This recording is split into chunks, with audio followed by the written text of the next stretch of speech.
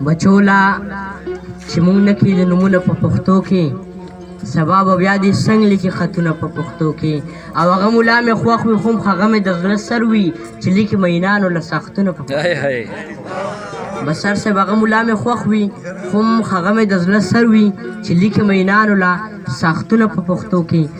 یو څو شعرونه ویم بیا به یو نظم ووایم چې مونږ د بل په اشارو باندې روان یو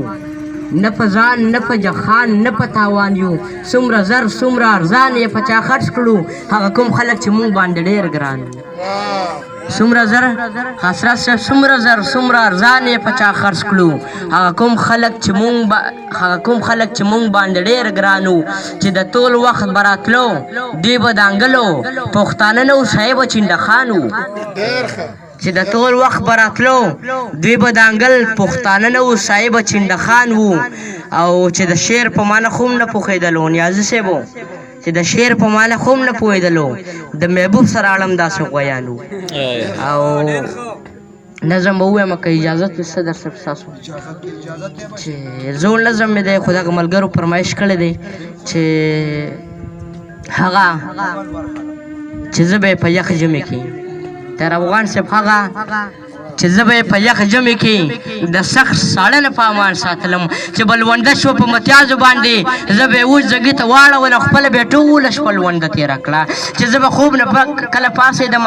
په نیمه شپه کې به مې چغې کړلې چې بیبي اوږې یم راپاسه که نه بیبي به پاڅېده زما دپاره زر زر خوراک تیار خورا به یې وړلو خو د یو کال مخکې زړه کې څه وه ما مې د رور سره جګړه وکړه ما ټوپک واخیسته او ډز مې وکړو د ټوپک ډز راته قیامت شو خدایه بېبې رسا په تنده ولګېده زه به کافر که مسلمان پاسمه زما د لاسه د مور مرګ شوی دی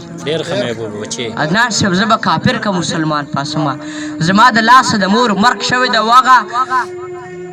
وختونه مې اوس هم یادېږي اکبر لالا آغا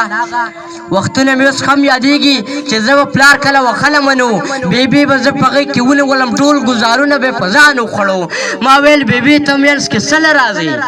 ته به یې ګناه ده وخل څه له زغمې بیا ټوله شپه خوب کې زرګي وباسي ما له دا ستا د غمه خوب نه راځي زه به کافر که مسلمان پاسومه زما د لاسه د مور مرګ شوی دی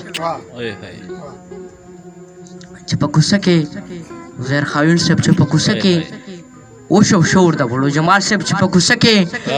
اوشو شور د وړو مور به مې زر وله ورمنډه کړله چې مې بچي خو چا وخلې نه دی زه به یې د خاورو نه راپاڅولمه خپلې سینې ته به یې جوخ کړم او بیا نورو وړو ته به یې خیرې وکړلې چې ځواني مرګ و خدای وخلو خلکو زما بچي لوبې کې څه له وښې او بیا د سترګو به یې غټې اوښکې په مخ راتلې چې اوږې به په مخ راتلې چې وچې به شوې زه به کافر که مسلمان پاسم زما د لاسه د مور مرګ شوی دی حسرت صاحب په آخرت کې چې حساب کتاب شي خلک به ټول پاسې د مور په نامه ما ته به نوم د مور څوک اخلي که نه زه به چې مور ته مخامخ ودرېږم محبوبه زه به څه جواب ورکوم ورته به څه وایم چې څوک یم زه به کافر که مسلمان پاسمه زما د لاسه د مور مرګ شوی دی زما د لاسه د مور مرګ شوی ډېر ښه داد ورکړې